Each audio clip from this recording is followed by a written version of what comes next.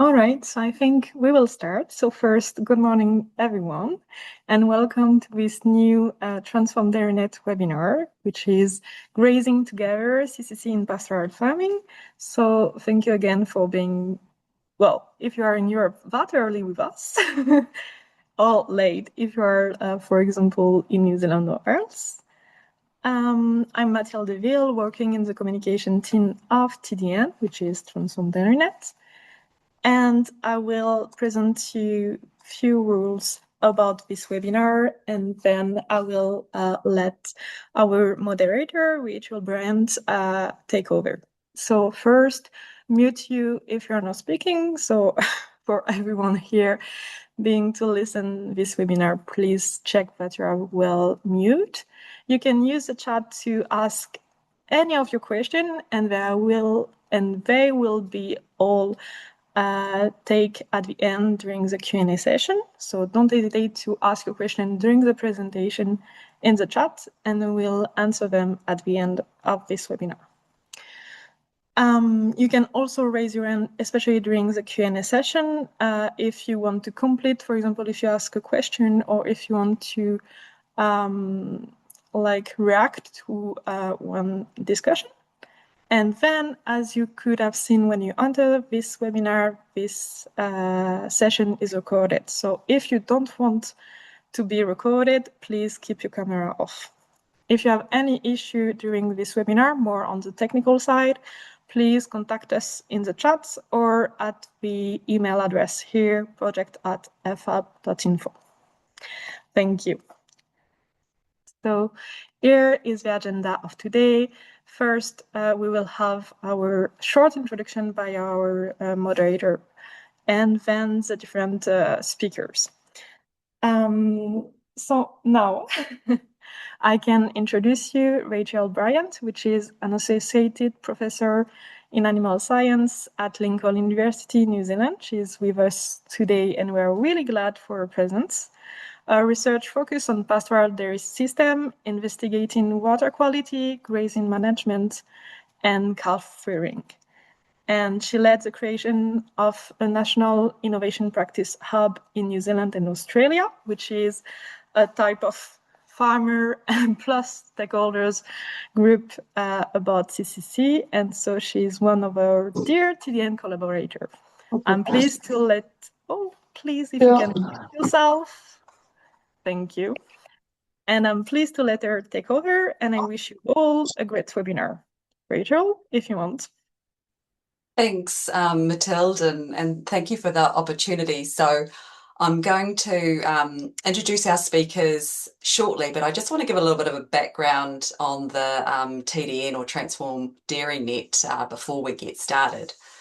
Many of you might already know quite a lot about it, but for those who are less familiar, TransformDairyNet is essentially a 3-year funded project, which is widely collaborative across Europe and in the Southern Hemisphere, working together to upscale cow-calf contact and dairy production systems. And it's funded through the European Union for that 3-year period. Next slide, please. There are 26 partners around Europe, and we've got a collaborator group around the world outside of the European collective, and you can see there's a huge range of collaborators and those involved in the project. The main objectives of the TDN are really to support adoption, both in Europe and across the world, to help farmers meet farmers' needs and address knowledge gaps so that we can support the cow-calf contact and looking after animal welfare. So that would include farmer surveys, scientific reviews, which is essentially what we're covering today, and helping to boost innovation with practice hubs and collaboration between farmers and scientists, and improving the impact. So what what we're going to be talking about today is around the challenges and opportunities of cow-calf contact in pastoral systems. And we're going to hear from scientists and farmers who are currently practicing or have practiced cow-calf contact in a pastoral context.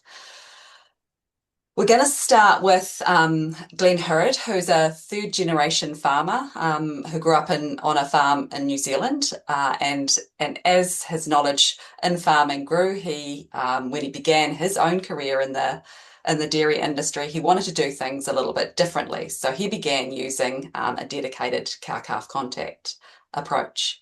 It didn't take him long to realise that consumers were really interested in buying milk that was produced ethically or from cow-calf contact systems, which prompted his subsequent journey into looking at supplying or developing a company, Happy Cow Milk, to supply cow-calf contact milk to consumers in local communities. Our second farmer, Karianne Telneset, is an organic farmer in an inland region in Norway, and together with her husband, Karianne runs the farm business producing milk, meat and forestry. And she's very well known for her ethical dairy approach and cow-calf togetherness. And Karianne's a very strong, wonderful advocate for animal welfare and has essentially distinguished herself as one of the first Norwegian farmers to practice cow-calf contact. Our second speaker today is Dr. Stacey Hendriks, who's a scientist at DairyNZ, and she specialises in dairy cattle health, behaviour and welfare in pasture-based systems. And Stacey's research and what she's going to be, or her historic research and what she focuses on is improving animal well-being through both practical on-farm practical solutions and also using novel use of wearables and sensors and other technologies on farm. And Stacey has published a review of cow-calf contact in pastoral systems, which is going to be talking about some of the challenges and opportunities in cow-calf and pastoral systems. So I'm going to hand over to Glen now to give some farmer perspective of the New Zealand pastoral dairy industry and practicing cow-calf contact.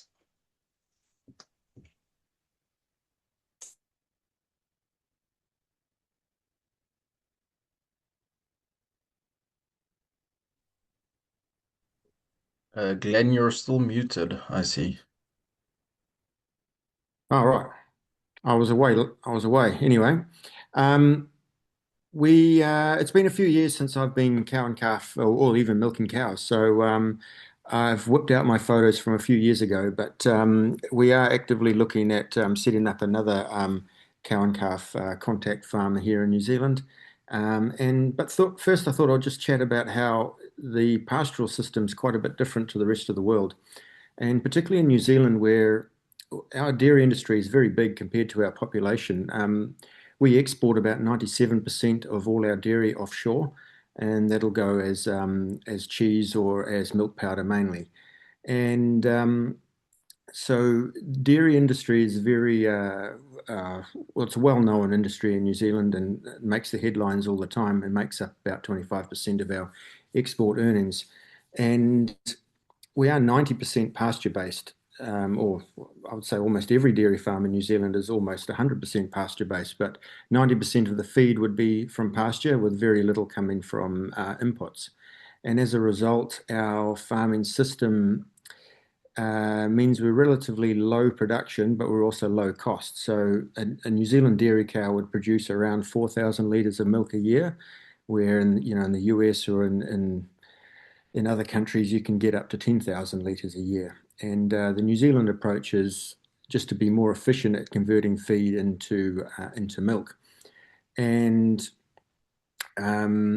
what that pasture-based system means is that we are outdoors 365 days a year, so weather becomes an issue. Even though cows can live outdoors in New Zealand, it still gets wet and cold in the winter. And because most of our dairy is exported, our farmers will farm to the seasons. They'll farm whatever's the most profitable or way to farm for their climate or their where they live. And what that means is we have seasonal calving. Everyone wants to calve in a very compact period of time in the spring, and they want to get the cows calved, get them milking as soon as possible, and then they'll dry off again in the autumn and will be dry for the winter. That's predominantly how the system works. And what the way that makes cow and calf contact systems a little bit different is because our cows are outdoors, they would walk to the back paddock, which is probably about 3 kilometres, and the cows would do that twice a day. So it is quite conceivable that cows could walk 3 kilometres to the cow shed, 3 kilometres back again, and we can do easily 9 kilometres, 12 kilometres a day of walking. And if you have calves with your cows, that creates, well, it's probably not the best thing for your calves. And the other thing is that if you're outdoors in the New Zealand spring, it gets quite cold, and that may not be the best environmental animal welfare outcome for those calves either. So there's some real challenges to implementing a cow and calf contact system in the New Zealand context, and I think it's you would have to change your system. So when I was milking cows, I'm not sure what the next slide was, Stacey.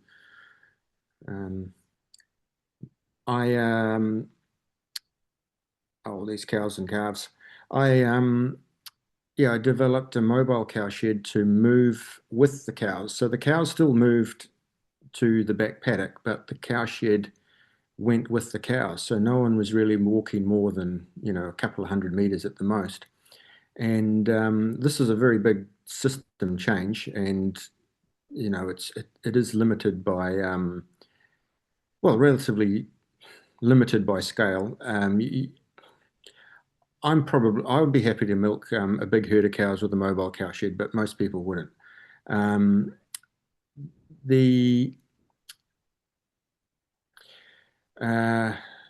the advantages of the cow and calf system is that most farmers would think it's a terrible idea because you have calves walking everywhere. In New Zealand, we have 2-wire electric fences, and the calves walk under them. So the way I ran things is when a cow calved, I would tag the calf. I needed to know who its mother was, and I would monitor it closely for the first couple of days. After that, I really didn't take any notice of the calves at all, and they just looked after themselves. And then when they came to that weaning time, we would wean them, and then they would go their separate ways. And I think I'd be interested to see what the research is, but there is quite a production hit that you take from keeping calves with their mothers. They do drink a heck of a lot of milk, and what you'd see is a lot of scours in the paddock. And I thought it was because the calves were sick or something, but it's actually they're just so full with milk that it's all coming out the back as well. And that's great for having big, healthy calves, but you can't sell that milk.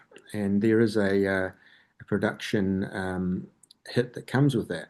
And I think moving forward with a cow and calf contact system, I'd be interested in possibly milking 3 times a day to see if we could reduce that production reduction that we get, and maybe limit the amount of milk that those calves get, but also to run beef calves with the herd, or put beef bulls against the herd, and make money from, I guess, the very well-grown calves that you do get. Just wrapping up, moving forward, the way I am currently thinking of things is that we would put our calves into we call it a composting barn, and our calves would be big enough to have maybe half the herd or even whole herd for a period of time. But we would calve in there, and for the first 2 weeks, the cows would stay in that shed with their calves and their mothers, and we'd milk them from the shed. And then after 2 weeks, they could move into the pasture system. And that's our current thinking at the moment. But I'll leave it there. Thanks, Glenn. I'm going to get Stacey to now present her research findings. Hello. Hopefully everyone can hear me and see me. Okay, I'll go ahead. So yes, my name is Stacey Hendriks. I am from DairyNZ in New Zealand. Glenn has very nicely set up my presentation with a little bit of background and context around pasture-based systems and the specific management, climate, feeding, and labour constraints that we operate under or within. So as Glenn already mentioned, we have a seasonal calving system, and so this can often lead to large peaks in labour demand as you have about 90% of your herd calving in one go. I think it was on Glenn's slide, maybe he didn't mention it, but our average herd size in New Zealand is 400 cows, and so having, around 400 animals calving in a very tight period does create some constraints within our system when it comes to labour demand. So the purpose of my presentation today is really to highlight some of the key aspects of a review that we undertook to try to place cow-calf contact in the context of a pasture system where there might be different opportunities and challenges. I'm going to briefly talk about the specific pasture-based systems that we referred to within the review, because obviously you've just heard a lot about a New Zealand pasture-based system, but there are other large pasture-based regions in the world. So in the particular review that we undertook, we really focused on the specific systems and management under the more the larger pasture-based regions, where we're talking about size based on the population of animals. And so those 4 regions, the largest by population would be New Zealand, South Australia, Argentina, and Ireland. And so there are some slight differences among those different regions.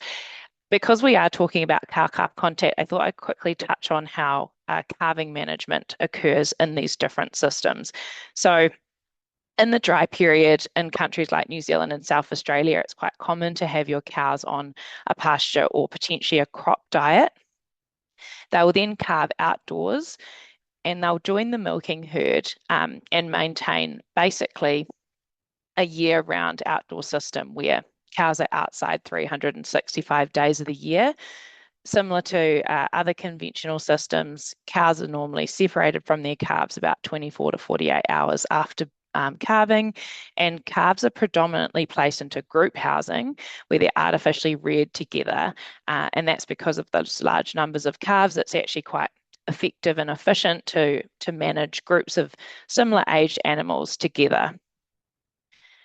In Ireland and some parts of the UK, it's quite common to see cows housed indoors during the dry period, where they'll be in a freestall type barn or composting barn, and often fed a mixture of potentially silage and other TMR type diets. They'll typically then calve indoors. And then similar to other pasture-based systems, they'll go out and be on pasture during their lactation. And so the remainder of the year, it's normally 8 months or more, they'll be outdoors. The calves will also potentially be group raised. We do also see in some countries where the herd sizes are smaller that they might use the single cubicle type housing or peer-to-peer housing.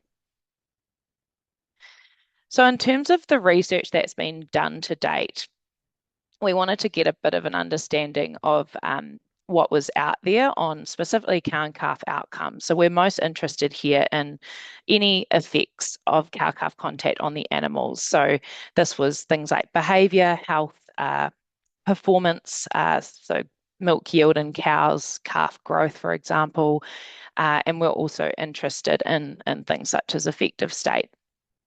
So going back as far as we could to 1970, we found that about 24% of the research was done in pasture-based systems.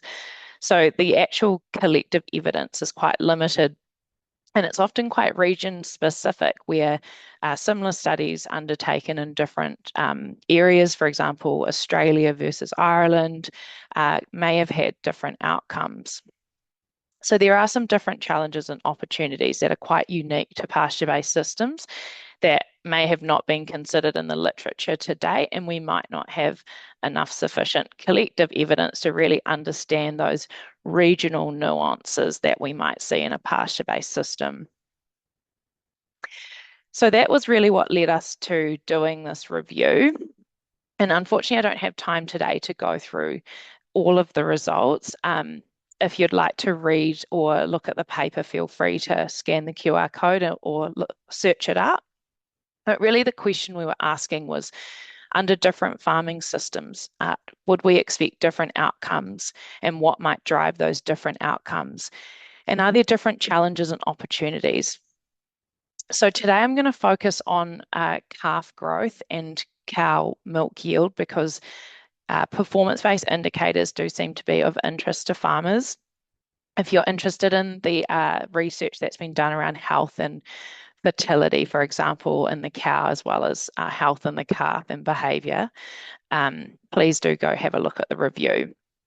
And finally, I'm going to touch a little bit on system level factors, because these are really the higher level aspects that really impact the entire farm system. So we'll start with calf growth. So in terms of the pre-weaning growth, we do see similar outcomes that you would expect to see in house systems, or that have been demonstrated in house studies.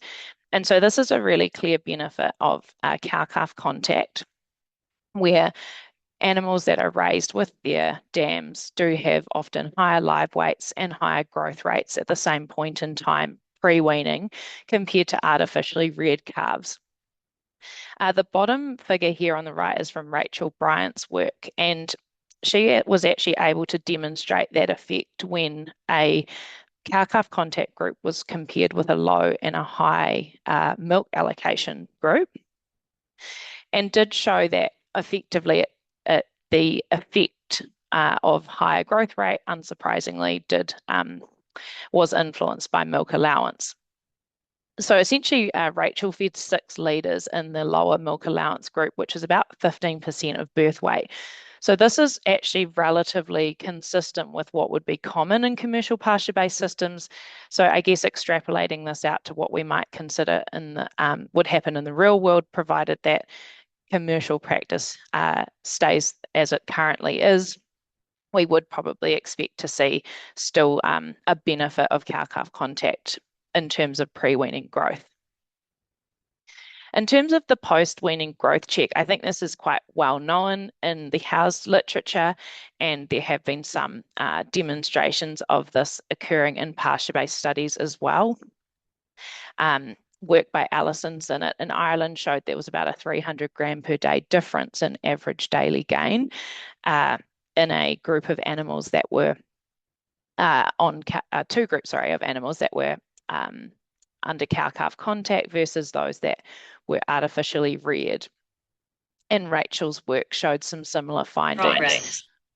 So ultimately, there's a lot of work that's been going on in this space in the house literature because of the challenge around the combination of both the weaning resulting in feed restriction, but then also the debonding and the separation of the cow-calf pair. So this is really an area that has, to my knowledge, not been explored at all in grazing dairy cows in a pasture context. And so there's a few questions that we identified that we think are interesting research gaps around how you could, or the drivers that would potentially impact successful weaning and separation under grazing. So we typically wean later at around 10 to 12 weeks compared to around 8 weeks in often house systems. And our animals are also transitioning onto pasture when they're weaned rather than onto a TMR diet, and they're also outside, often exposed to the elements. So trying to understand the combination of those sorts of factors and how that could potentially impact the success of weaning and separation is something that really deserves some more investigation. In terms of long-term growth, we don't have a lot of work in this area in a pasture context, but similar to house studies, there have been some demonstrations of equal long-term growth in cow-calf versus artificially reared animals.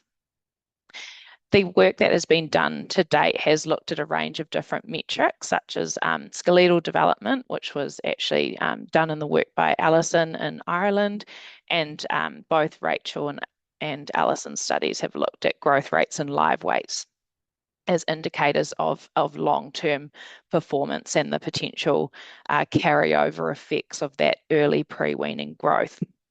What hasn't really been investigated, however, in a grazing context is whether there's any impacts on future milk yield. So there's currently limited evidence rather than absence of an effect, but definitely understanding if there's any carryover effects of that pre-weaning growth benefit on future first lactation milk yield performance in those cow-calf contact raised calves would be very interesting, I think, and beneficial to understand, particularly for farmers that may be interested in understanding that as a way to sort of somewhat offset potential saleable milk yield losses that Glen touched on. In terms of cow performance, so predominantly talking about milk yield here, in terms of what's been done in a pasture-based system, during suckling, similar to what's shown in house cows, there does appear to be lower yields in animals that are under a suckling situation compared to non-suckled cows. But what's interesting in the pasture-based literature, which is a little bit different to the house cow literature, is there does seem to be a combination of milking and suckling frequency, which may be interacting with the particular differences that have been seen. So some papers have reported anywhere between 25 to 57% differences, which is, you know, at the higher end is quite considerable. But ultimately, a lot of the house literature often still milks cows twice a day, even under cow-calf contact. And then in the pasture-based literature, to my knowledge, all of the studies to date have milked cows once a day. And I'm not entirely sure of the rationale, but I assume that probably those studies focused on a once-a-day milking just to try and manage the labour associated with having cow-calf contact outdoors and potentially having to bring cows in multiple times a day for milking. And so sometimes the cow-calf contact group is only milked once a day and the comparison group might be milked twice a day if they're the non-suckled animals. And so therefore trying to kind of disentangle the real difference is quite challenging. So there's definitely still a little bit of work to understand that difference and how significant that truly is. In terms of post-weaning, the results here are a little bit mixed. And so we've seen this in housed studies as well, but in pasture studies, we've seen, like in the right-hand panel below, Sandra Espina-Rios's work found that cows rebounded and had similar production post-weaning to the non-cow-calf contact animals. And in the work by Sarah McPherson in Ireland, she found that those animals that were under cow-calf contact had persistently lower yields, and that had an impact on the whole milk yield, whole lactation yield.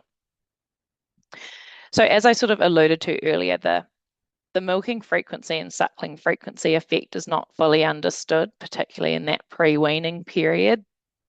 And then trying to understand the actual drivers or factors that contribute to milk yield differences, and particularly in that post-weaning period, is something that we've not really fully delved into yet.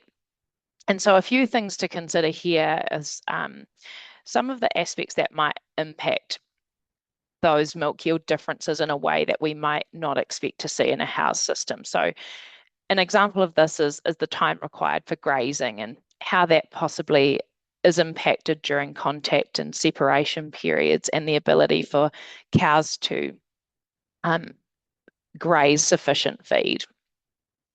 There's also an interesting feed supply effect that is quite potentially pronounced in certain regions under grazing systems. So as an example, we already have more variable feed anyway, due to the fact that we're relying on pasture grown on farm. However, throughout lactation, relative to stage of lactation, feed supply also is impacted. So in New Zealand, for example, in the Waikato region, it gets very dry in the summer. And so often farmers will intentionally move to once a day milking as a way to actually manage feed supply. And so they'll often potentially have much lower milk yields in the second half of lactation. And so any potential impacts in the first half of lactation could be potentially more significant than perhaps a farmer in our Canterbury region, for example, where the pastures are predominantly irrigated and the feed supply may be more higher quality, and there may be more abundant feed available in the second half of lactation through summer and autumn.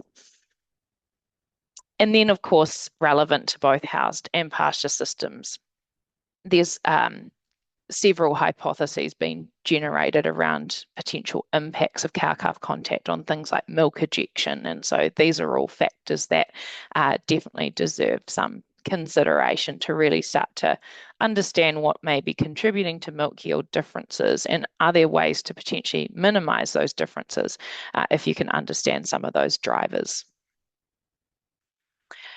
And moving on to some of the system level considerations.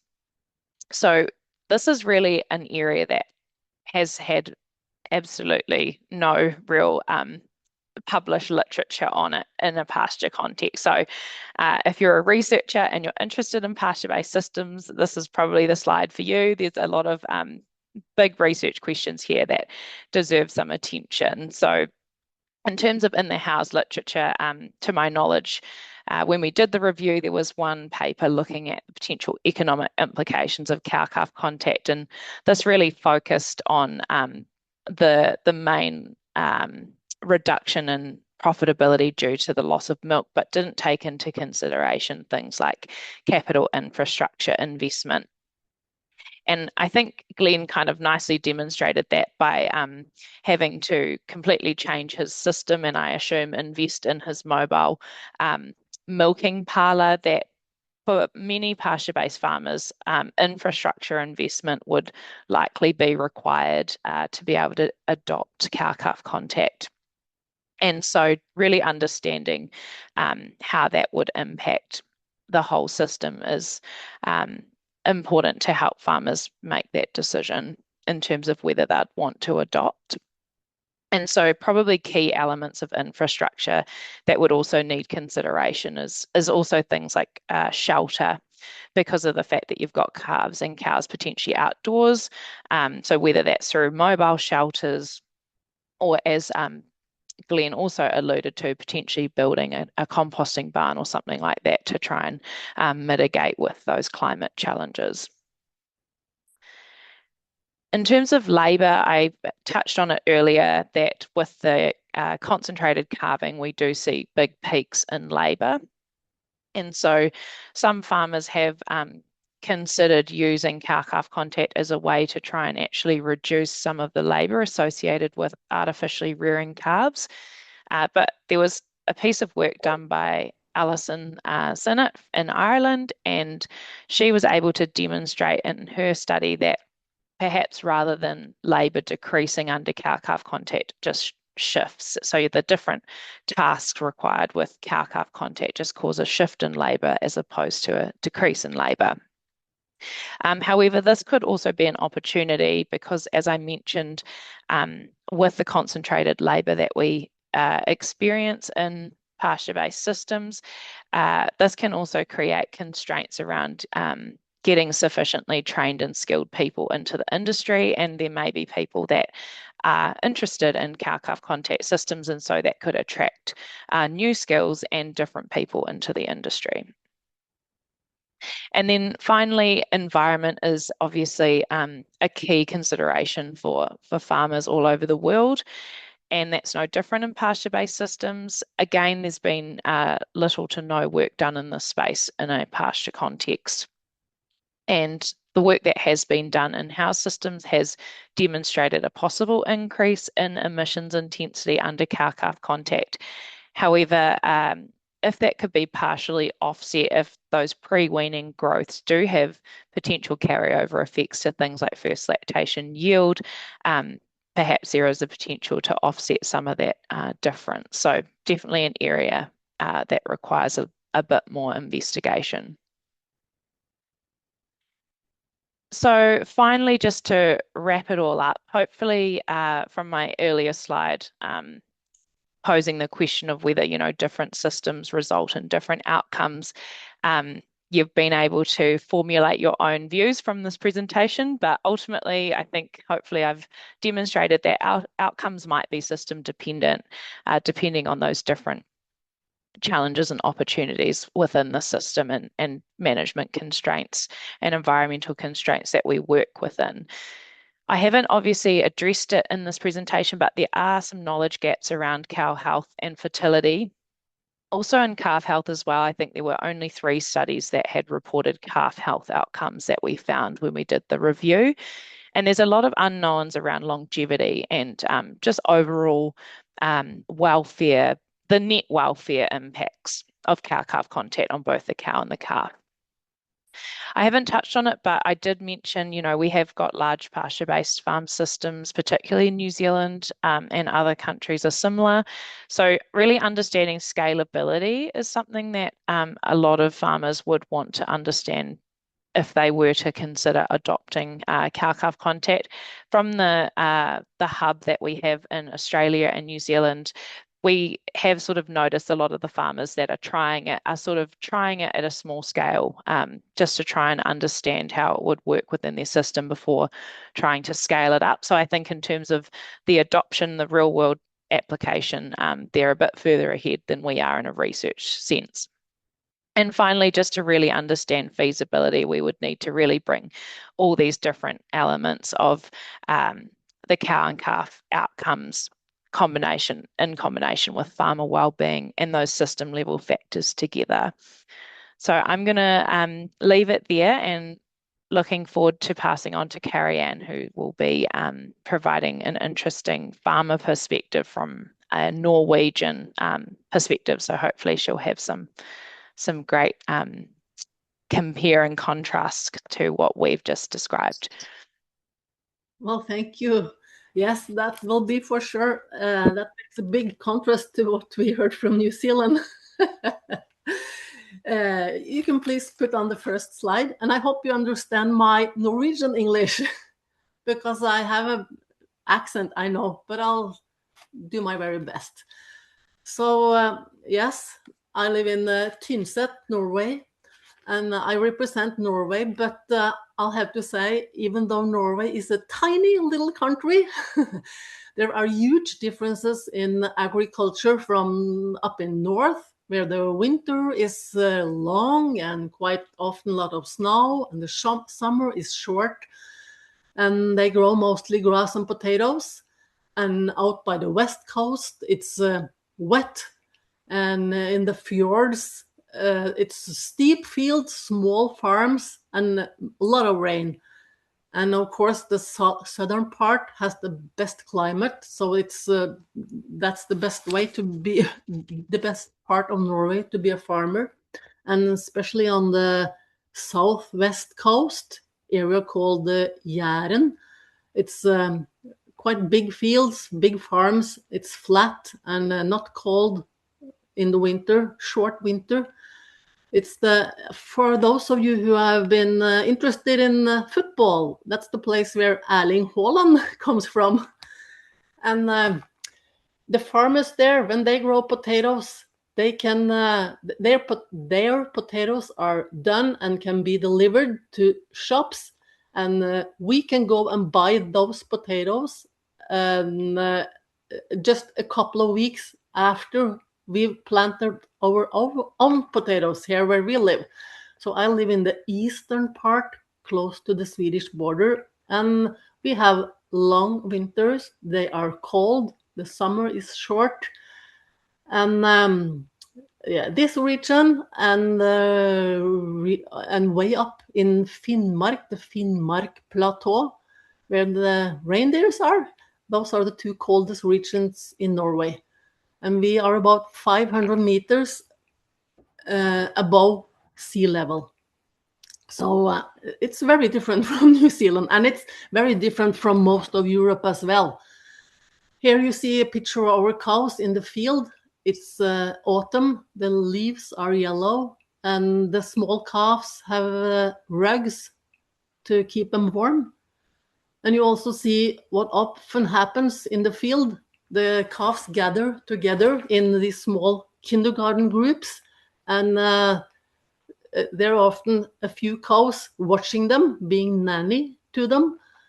And the day after, it might be another two odd cows that are nannies. But we see that some of the cows are more likely to be nannies than others. Some are more frequently there with the calves. You can change, please. Our farm is called 𝗦𝗽𝗲𝗍𝗲. We are an average size Norwegian farm. We have about 35 calvings a year. And in Norway, we have this system of milk quotas, and we are allowed to produce 200,000 liters per year. We have been organic since 2008, and we started this calf contact in 2013. Then when we started, we had this old tie stall barn, and we had most of the calves coming in August, September. So we kept the calves outside with the cows in the daytime, and we separated them at night in that old barn. But in 2021, we built a new barn, a free-running barn. And now we have calves coming all year round, except December and January. We have 40 hectares of fields and 500 hectares forest. And we have this summer farm, 𝗬𝗲 we call it. But I saw in the dictionary that it was called mountain pasture farm. So that's why I wrote that. It all started when it all started in 2013. It started because the first cow that was going to have her calf that year, she had it a couple of weeks before she was supposed to. And all the cows are out in the daytime grazing at that time, and the dry cows and heifers are up at the summer farm. So that new cow would be the only calf in the barn at that time when all the cows were out grazing. And being in a barn in summertime when the fans are going, it's a lot of noise and it feels cold and very empty. We thought it was too sad to keep that calf inside all by itself. So we thought, maybe we'll just let it go out with the mother in the field and see if that will work okay. So we let the calf off, but the mother was an old cow and her udder was very big. So the calf didn't learn to drink from her in the beginning. So we had to go out in the field during daytime and bottle feed the calf. But that autumn, it was so nice weather. So it was just nice to have this break in the middle of the day and go out and feed the calf. And the mother took good care of it. So we thought, this works very well. So after a couple of weeks, when the next cow had her calf, we thought, why not just try to let the calf off with that mother as well? And we did, and it works so good. So we just kept doing that. And we never looked back because it felt so natural and right to do it. Next slide, please. Here is my youngest daughter out in the field. I'm going to bottle feed one calf. Next, please. How we do it? As I said, we have calves coming all year except December and January, and we like them to have the calves outside when they do it in the summertime, because that's more natural. But we take the cow in the barn afterwards. The pastures here are just around, right outside our barn. So we take the cow and the calf inside and milk the cow, and we give the calf colostrum from a bottle as much as it likes to drink, just a couple of hours after birth. And we milk the cow 2 times a day during those 5 first days, and we keep offering the calf colostrum in the beginning to see if it gets enough from its mother. And we know the day the calf don't want any milk from our bottle, it gets enough from the mother. But usually the calf only wants that first offering of milk, and the rest of the time it takes from the mother. We keep them in a calving pen for 3 to 5 days, but we have this robot milking system. So we take the cow out from there 2 times a day to milk her. And sometimes if the calf is really healthy, fresh one, it will come out with the mother to explore the barn and explore the herd. But if sometimes they just stay in the pen when the mother goes out to get milked. We have, since we have this small farm and we are 2 people working here, my husband and I, we can spend a lot of time with the cows. So we now still keep them together in the daytime, even if it's outside in the summer or inside the barn at the winter time. And we separate them at night and keep the calves in a calf pen during the night. And then we give them milk from a milk bar in the morning, about 3 liters each they get in the morning. And we do that because I want to check if everybody is getting up and drinking very well. I want to feel their stomach, see how good they fill up their stomach. And I want to check what comes out in the behind. And they get used to being handled that way. When we take them out and in and feed them in the milk bar, they get used to being handled. After about 8 weeks, with their mother, we put on these nose flaps so they cannot drink from her anymore, but they can still be with her. And we keep on giving them milk. And that is usually not the problem, since they already learned it from when they were very little. So they keep on getting milk in the morning. And a few weeks later, we separate them.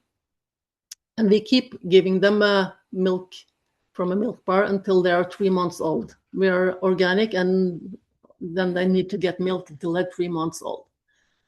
So that's the practice we do. And next slide, please. It's just our calves in a calf pen where they stay at night. And when they're in there, they're very calm when they've been out, either in the barn during winter time or outside grazing. When they've been outside in the summertime, they're even more calm. They are like kindergarten kids coming home from kindergarten. They are so tired, they just go in, lay down, and sleep very well, and are calm all the way to the next morning. That is so nice to see.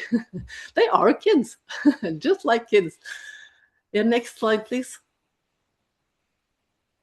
Here are a little older calves. You see they have these yellow nose flaps. And when they get milk in the morning, we need to help them to take the nose flap up so they can be able to drink. And they learn that after a while themselves, to flip up the flap, to put it that way. And that is, of course, nice, but that's also a problem, because when they go with their mother, they transfer it to the mother after a while, and they learn to drink from the mother.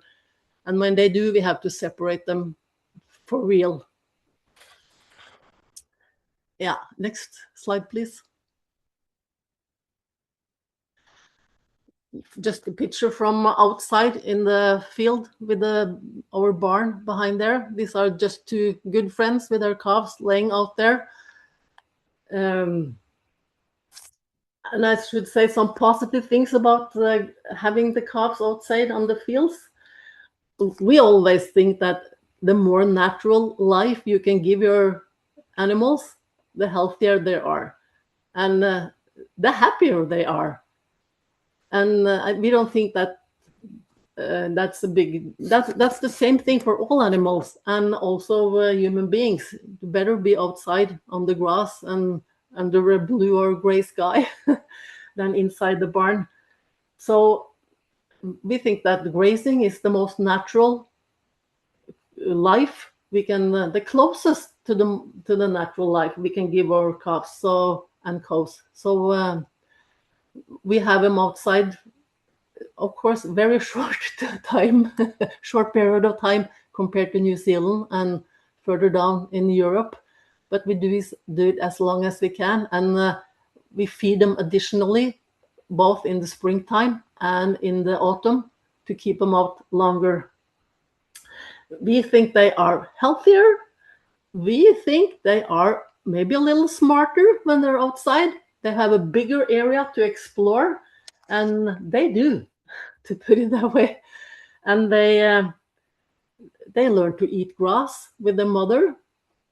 They are, playing and running around, and they do that more outside than inside, of course, because it's better to run on the grass than run inside the barn. And they form these kindergartens often, as we saw in the first slide. They do that more outside and than inside. So yeah, and it makes us as farmers really happy to see them that way. And that's a big thing for us, because we think that, okay, we do this every single day, almost every single day, all year, few days off, but we do this all the time. This is our work. We spend so much time here. It makes us happier to see the cows and calves living their natural and happy life. So that's important to us. But if we move to the next slide, please. Sometimes there are calves that don't drink from their mother from some reason. It might be 1 out of 35 a year, and on average. But some years ago, we had these 3 calves that didn't drink from their mother. So we had to feed them in the middle of the day. And then we heated up milk, put it in the milk bar, and drove out in the field. And we opened the windows on the car and played really loud, "My milkshake brings all the boys to the yard." And when they heard it, they came running. So it was easy to get them to the car. And they drank. And we use the same car when we go out, like fixing fence or do other things out in the field. But then we didn't play the music, and they did not come running. So fun for the farmer. Next slide, please. Here you see the barn and the door in the barn there. And all the calves has gone inside, and we're supposed to get the calves inside. But this happens really often. They just want to tease us and have some fun and don't want to go in the barn. So you cannot be in a hurry when you want the calves in the barn, and you need to be more than one person. So having calves out in the field, it takes a little more work to get them inside. But since we don't feed them milk during the day or at night, we save some time there, and it's much more fun to work this way than to feed them in bottles and buckets and clean the things really good. And yeah, so this is more fun. So happily, I'm married to a very patient man as well. So when this happens, we just had to stand and wait and let them do their running, get finished, and we smile. It's nice. They have a good time. Yeah. I can say that when we first started this in 2013, the neighbors and our children's friends thought it was so nice to see the calves outside. So the first years, we had a lot of people helping us, getting them inside. They just loved being out there with the calves and cows. Next, please. Another thing that can be negative is that it's not a very clear picture, but you see what I mean, because you see this GPS transmitter on the calf. The youngest calves, the ones that are only 2-3 days old, they can go and lay down some place and just lie and hide and wait for the mother to come, or wait for themselves to get hungry to go search for the mother. And we have this electric fence as well, and they can go outside the fence and lay down somewhere, and we don't know where they went. So to avoid that, we put on this GPS transmitter. So if we don't see the calf in the field when we are going to take them inside again, we look at the computer and we find out where they went and laid down, and it's easier for us to find them. But I have to say, the first years we did this, calves often went outside the electric fence, laid down somewhere, and we went looking for them, for some of them for hours, and we couldn't find them. And now, when the cows are used to being in a herd with calves, and the mothers now have been calves in this system themselves, it's very rare. It's seldom that the calves go away and lay down somewhere we can't find them.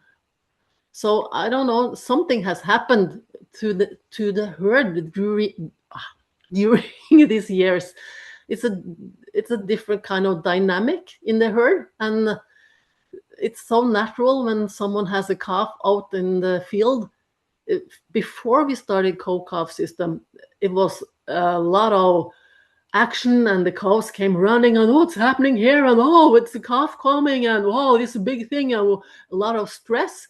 But now, when someone has their calf outside, the other cows come after a while and kind of just say hello to the new calf, and then go back grazing again, and don't make such a noise and mess out of it. So it's a more natural way for them to be together. Next, please. This is the last one, just to show the cows coming home. It's a film, it's a video. You can start it. Yeah.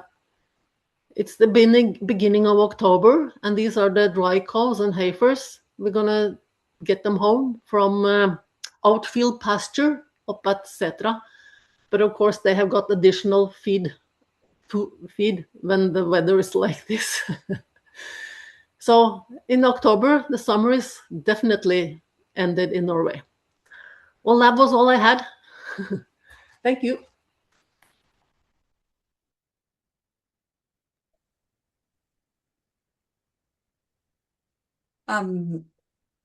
Thank you very much to all our presenters, Glen, Stacey, and Karianne.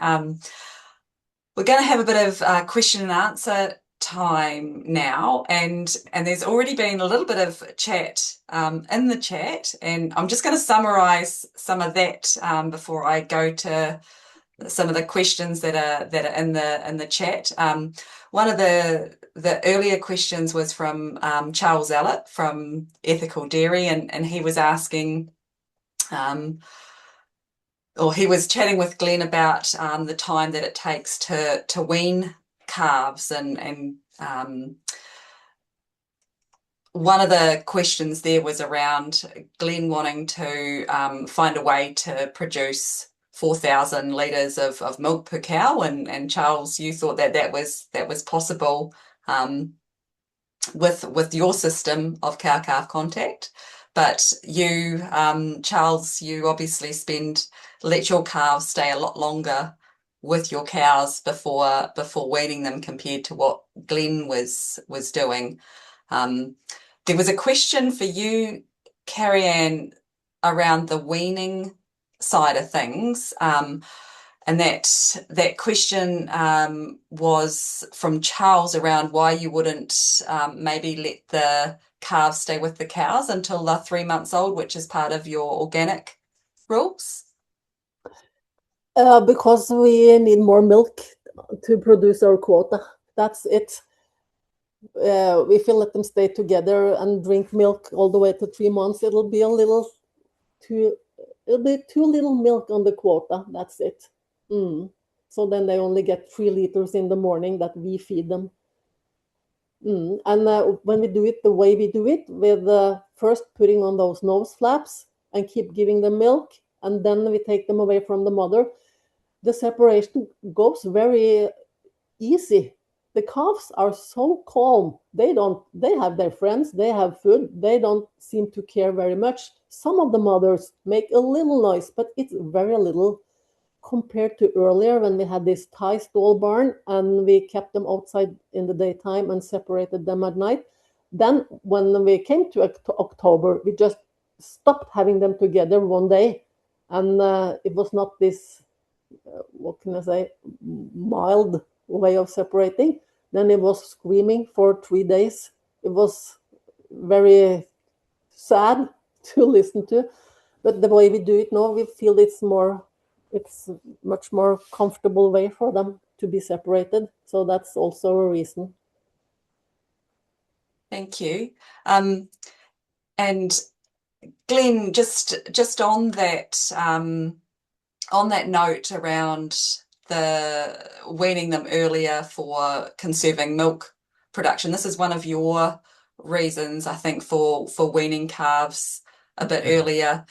There's a question there around are farmers, researchers seeing problems with milk letdown or milk ejection, and how would that be managed in your system? And then Stacey, I might get you to respond to that one as well.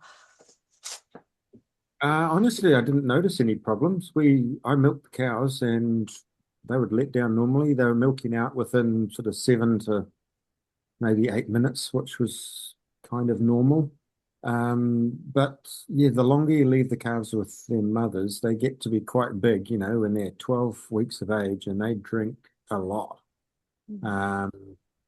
So that is a concern from a profitability perspective. And I think when I look at, a New Zealand dairy farmer milking twice a day a really good one, we might do 500 kgs of milk solids per cow per year. And I think if you're doing a cow and calf strategy, you would be getting maybe 480 if you're on an equivalent farm, 480, maybe 470 kgs of milk solids. And when you add that up and just look at the revenue lost from that, that's quite significant. So that's my concern, is how you don't have to completely eliminate it, but we need to become a bit better at minimizing it. Yeah, but I have no problems with letdown at all. Stacey, could you just quickly summarize, I guess, that what your review showed with regards to the milk production losses and milk ejection? Yeah, so I'm definitely not an expert in this area, but my understanding is the initial hypothesis that there was possibly an impact on milk letdown under cow-calf contact was that trying to account for the amount of milk that the calf has drunk from the dam, and then trying to kind of add that amount of milk allowance to the actual saleable milk yield, there was still a larger difference in milk yield than what perhaps researchers would expect. So it was kind of like a hypothesis of, well, perhaps is there an effect on milk ejection because there's kind of this loss that we can't account for. I actually don't know if you want to jump on. I saw 𝗦𝗲𝗶𝗀𝗲 in the chat. I know you've done some work recently where you've just published a paper looking at trying to back calculate using energy requirements, the milk yield differences under cow-calf contact versus versus cows that were just conventionally milked. I don't know if the literature has evolved in this space at all since you've published your work, Cohen, or if you want to add anything to the discussion. Hi, Stacey. Thanks. Yeah, so we just published a short communication recently based on an experiment that we conducted at SLU, the Swedish University of Agricultural Sciences in Uppsala. And as Stacey said, yeah, we used 2 methods to try to see how much milk these cows produced or produce when they have the calf with them for 3 months. And the first method we did was based on the energy intake of the cow. So we had roughage bins, individual roughage bins, so we could measure the actual energy intake. And we also had obviously their milk yield. It was a robot system.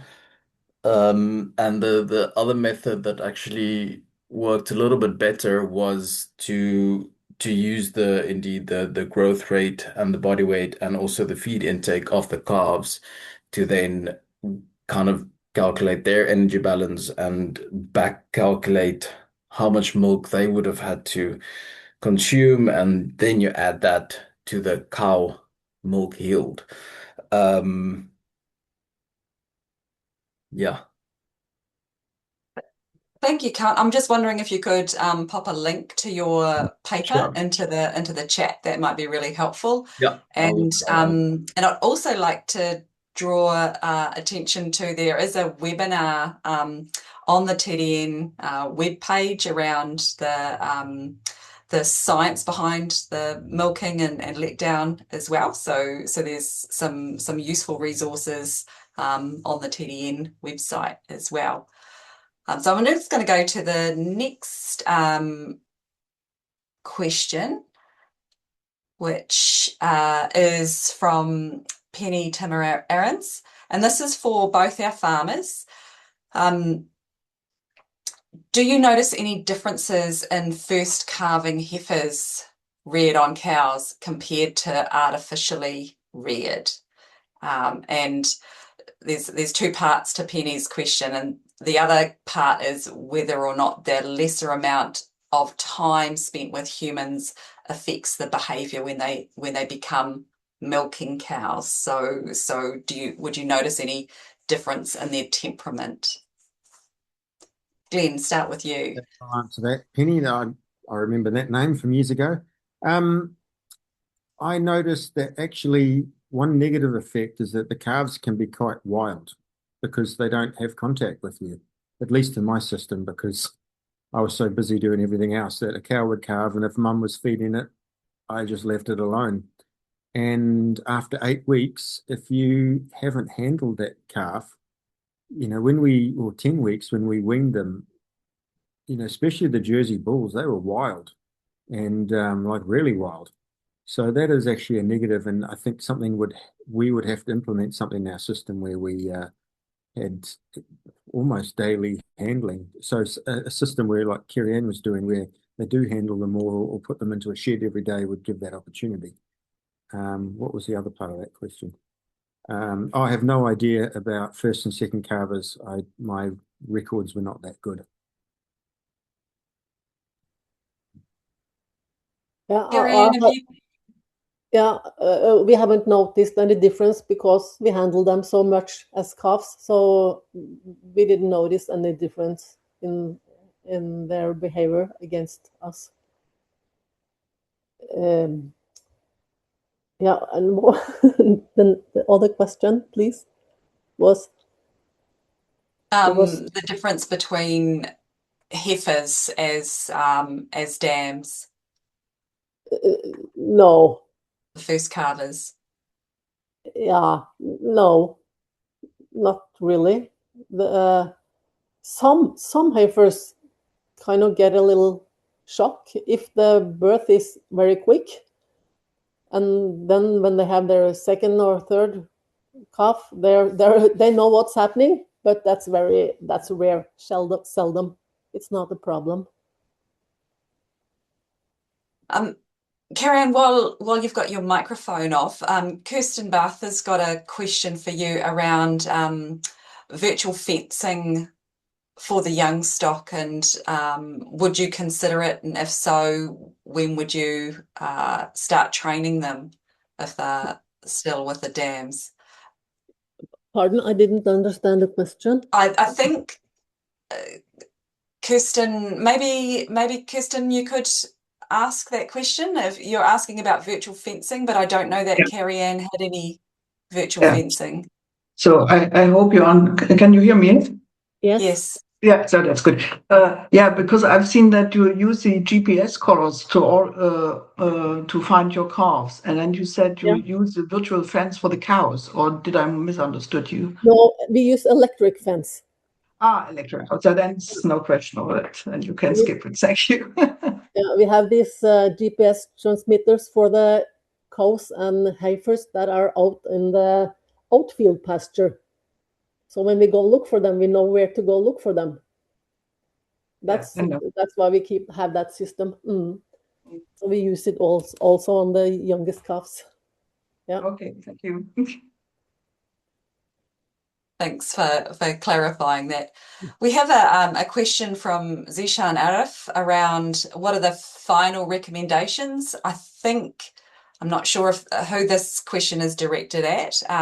Should we increase or decrease cow-calf contact? I think this was during your presentation, Stacey, with respect to the pros and cons. Kind of, I guess, what's your gut feeling there as a researcher? I guess when I think of the question increase or decrease, I'm not sure if that's based on like within day contact or duration of contact. I think ultimately, based on our current knowledge base, particularly in a pasture-based context, we probably have a few unanswered questions before we would go out and recommend it to farmers as a best practice in terms of overall animal well-being. We also, as I mentioned, don't probably have enough of an understanding on the system level impacts. However, that doesn't preclude the fact that there are farmers, as Glen and Karianne are demonstrating, that are trying it, and they are the early adopters that are interested in the system, and they're showing how it can work and helping alongside research to answer questions that, we had little understanding of even 5 to 10 years ago. So, yeah, I guess it really depends in my eyes on the scale at the moment. I think it seems to be working well in Karianne's example. She's got a smaller herd of animals and she's got a really great system and she's very invested and she's obviously very passionate. And that really comes through. And Glen is much the same, he's really keen to try something different. And so I think that it's not that it can't work, but I think broadly recommending it at the moment would be potentially a little bit risky in terms of animal welfare and probably farmer well-being as well. Thanks for that perspective, Stacey. I see that you've got a question for Karianne, so I wonder if you might ask it about the pasture percent in the diet. Oh, yeah, sure. Yeah, so Karianne, I was interested in with your weaning process, how much of the diet is grass for the calves, or do they have their predominant diet coming from other feed sources and any grass would be additional? For the calves in the summertime, Yeah. Grass is mostly what they eat, and they get a little concentrate and hay and silage inside at night. But at night they lay down and lay there most of the time. So they do most of the eating during daytime with their mother. So yeah. Cool, and we also see that when we put the nose flap on that and they can drink from their mother, they increase their concentrate uptake a little. We see that. Yeah. Oh, thank you. I think we've covered most of the questions there. Are there any? I can't see if anyone's got their hand up.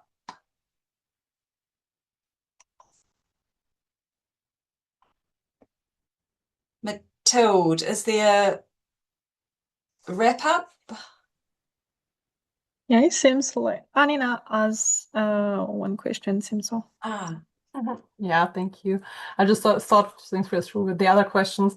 As for me as a consumer, I always think that I would like to see dairy moving towards cow-calf contact systems and also pasture-based solutions. But I really wonder what this pasture-based approach mean in the future due to the global warming, really, because like here in Germany, it's incredibly hot at the moment, and considering that the cows have such low comfort temperatures, I really wonder how we can keep them still outside comfortably during the summers. And so just wanted to ask maybe a last question. What are your opinions on really suitable options for sheltering for the future? I mean, especially together with the cows, because these small transportable shelters, they're way too small even to fit all the adult animals underneath or all of them, I think. And then with the calves, it's probably even more a problem. And yeah, pasture near the stable solutions are maybe not so much available in NZ, like New Zealand, because they only have the milking parlors. So yeah, maybe just thoughts, where do we need to push? Where would we maybe need more research? Do we think about agroforestry? I'm not sure. What are people's opinions on this? Like, what could we do? Because if we want pasture-based cow-calf contact systems, I think we also have to think about this. Thank you. Glen, do you want to give your thoughts on that to kick us off? I was just thinking, I think hot is a relative term. Like hot from Norway might not be New Zealand hot, or cold is different as well. Well, probably actually a weakness in New Zealand is we probably don't have enough shade for our cows, particularly in Canterbury where it does get quite hot and windy. And we've chopped all the trees down to make way for irrigators. So, and actually it's something I've thought about, which is why we sort of thinking about a house system, which is kind of funny here in New Zealand, which is relatively rare. But it's not only New Zealand. In Germany, we also don't have enough shelter for the cows on most of the pastures, in my opinion. Yeah. But we have more stable solutions, so we could move more towards maybe keep them in stables, but what's not really available for New Zealand, I think. So yeah, I'm also thinking about agroforestry, but this is of course a totally different topic. But somebody said agrees. There's certainly a lot of challenges and moving parts all at the same time to resolve, and Lincoln University is also looking at energy farms where solar panels act also as shelter, but there's still many research questions because of the impact on pasture production and feed supply in addition to those. So there's always questions around what are the trade-offs and what are the gains in those systems. Okay, but there's no new ideas in New Zealand on this at the moment. It's also in the starting shoes, I would say, or as I hear from you.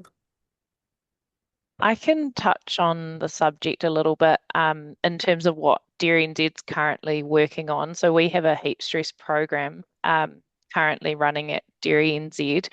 The initial kind of cab off the rank was actually trying to better understand the scale of the issue and try to use climate modelling to actually predict the number of heat stress days that cows would experience in different regions. So we could then target different regions with really localized solutions, because the more we're learning about heat stress, the more we're understanding that there's a lot of like different environmental factors, things like cow level factors like breed and live weight and all these other aspects that impact the potential risk of heat stress. So we are an island nation. If you're close to the coast, for example, coastal wind actually has a mitigating effect.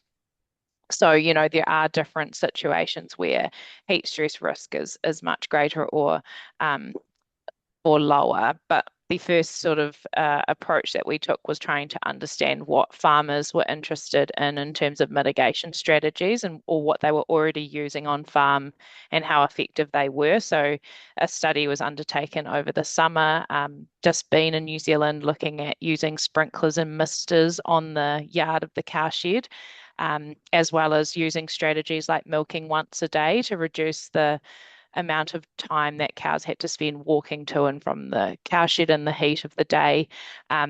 One group also received access to a shaded area during the middle of the day when it was hottest, and that was all compared with a control group.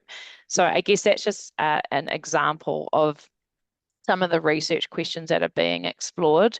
There are lots of other potential options like you've touched on through the use of trees for shade or potentially infrastructure. But yeah, like Rachel said, they all sort of have pros and cons. I think I recall when I visited Sweden, they were having issues, although their cows are indoors, they were still having heat stress challenges, and actually looking at putting cows outdoors under trees because that was actually cooler than having them in the barns, which were more constructed for winter conditions, not summer conditions. So I think it's a really complex challenge, and it will require very localized and regional solutions, and we'll have to work together with farmers to try and find solutions that work with their current farm systems. But I do think shade is a good resource, and we should potentially plant more trees. Hopefully that answers your question. But we probably need a whole nother webinar on that. Yeah, thanks, Stacey.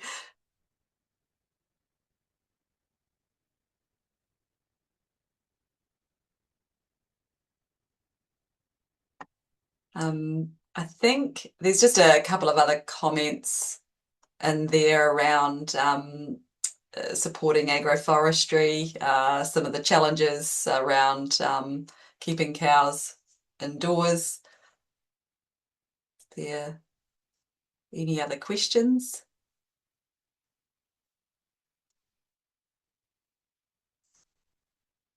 Okay, Mathilde?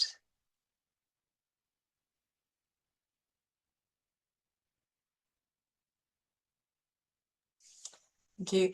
I've alluded to this, the resources that are available to anyone who wants more information about cow-calf contact, that if you go to the events and resources on the TDN webpage, there's lots of webinars and interviews for you to have a look at. And there's some, I think there's some more coming up. So if you subscribe to the newsletter as well,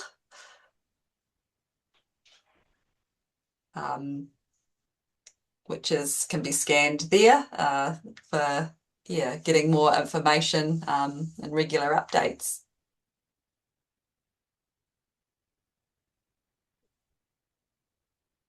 Thank you. Well, I can take over. Well, thank you, Rachel, and all our speakers. We hope you all enjoy this webinar, and we wish you a good day or end of the day, depending where you are. Thank you all. Bye.